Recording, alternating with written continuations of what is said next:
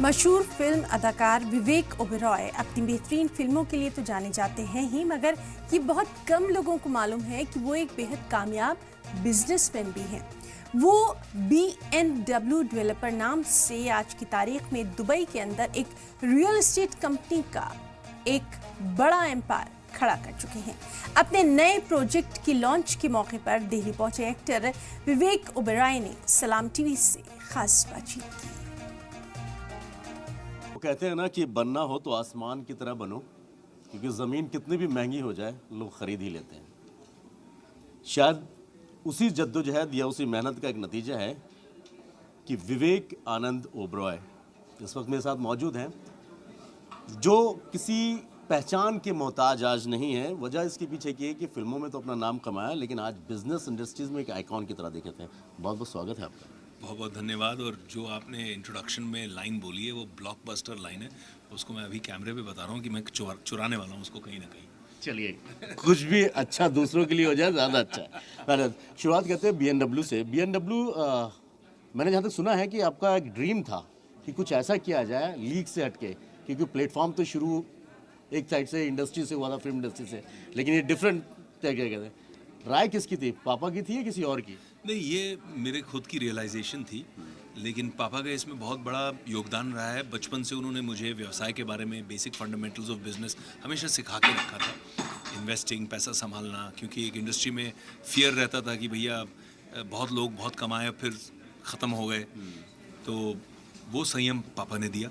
और बाकी तो ईश्वर का आशीर्वाद रहा और कड़ी मेहनत की, और कुछ किस्मत भी अच्छी थी कि BMW में अंकुर अग्रवाल जैसे छोटे भाई मिले, साथ में मिले हम, और हमने डिसाइड किया कि कुछ एक क्लटर ब्रेकर करते हैं, कुछ एक USP निकालते हैं, एक लग्जरी रियल एस्टेट में एक नाम बनाते हैं।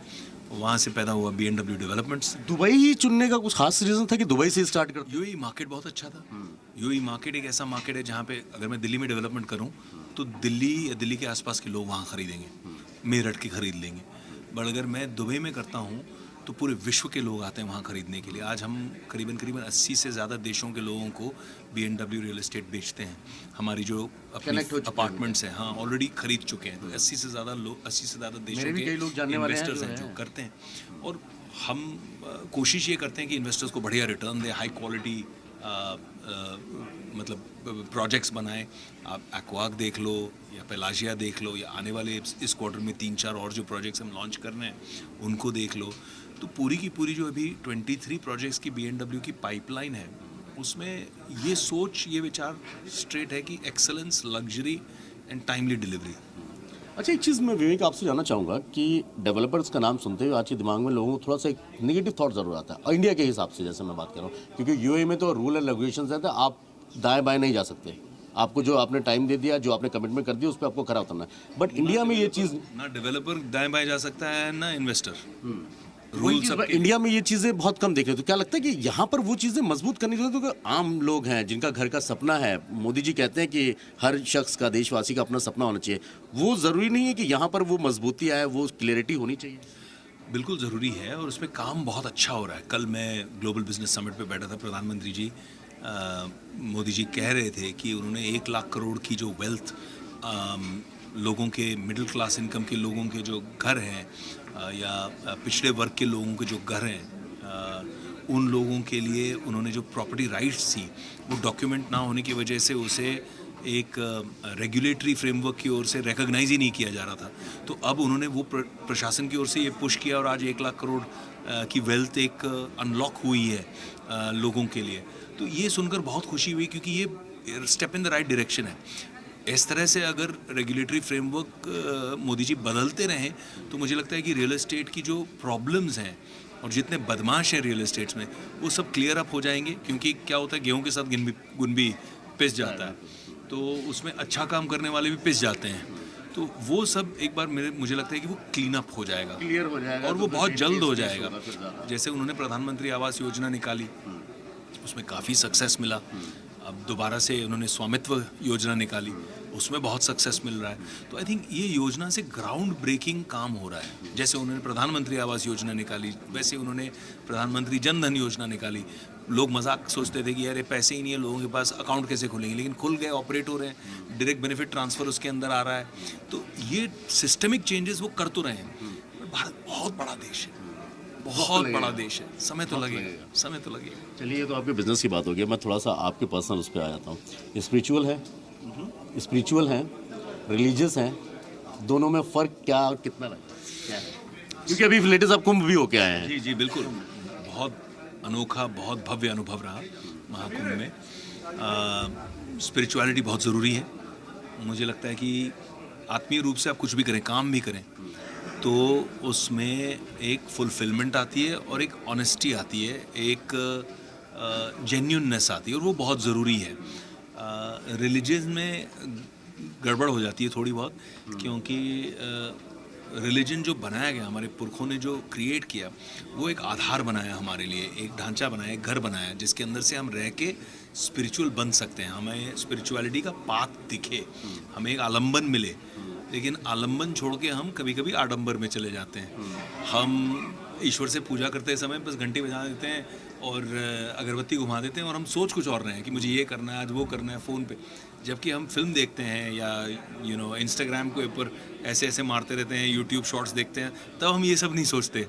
तो वो समय देना और जेन्युइननेस में जुड़ना, ईश्वर के सानिध्य में बैठकर एक अपनी आत्मा को परमात्मा से कनेक्ट करना, भाई 5 मिनट हो, 10 मिनट हो, 15 मिनट हो, दिन में कोई भी अच्छा काम शुरू करने से पहले ईश्वर को याद रखना।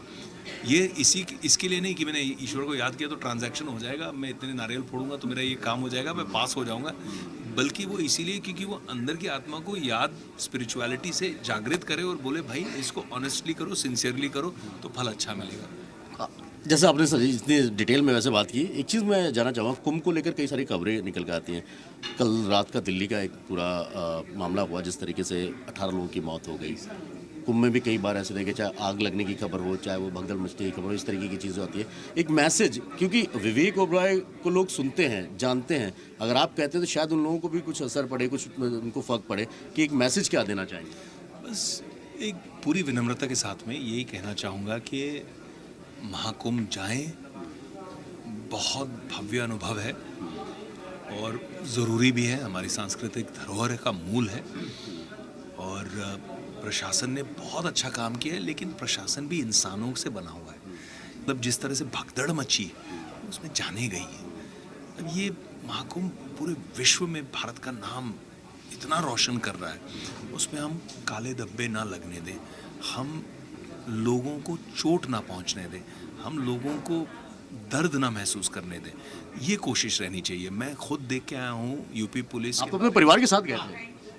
यूपी पुलिस के बारे में ये कहूँगा कि वहाँ पे डंडे के बदले में भैया करके काम चल रहा था, कि भैया प्लीज़, भैया मान जाओ, भैया साइड हो जाओ। हाँ, मैंने शूटिंग करते हुए जब यूपी गया हुआ 10-15 साल पहले, तो जितनी लठ मैंने यूपी में देखी थी, लठ होली चलती थी।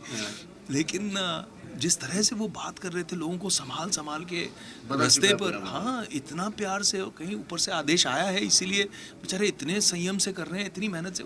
उनके पेशेंस को भी टेस्ट नहीं करना चाहिए, और हो सके तो हम कंट्रीब्यूट ये कर लें कि ऐसे नेगेटिव इंसिडेंट्स ना हो जिसमें लोगों की जान जाए। चलिए, बहुत बहुत शुक्रिया आपसे बात करने के लिए। साफ तौर पर जिस तरीके कुंभ का पूरा एक इतिहास, 144 साल के बाद कुंभ है, जिस तरीके के इंसिडेंट्स हुए, अपने आप को भी कहीं ना कहीं थोड़ा सा जागरूक करने की ज़रूरत है। प्रमोद के साथ सैयद मुबशर, इस्लाम टीवी, दिल्ली।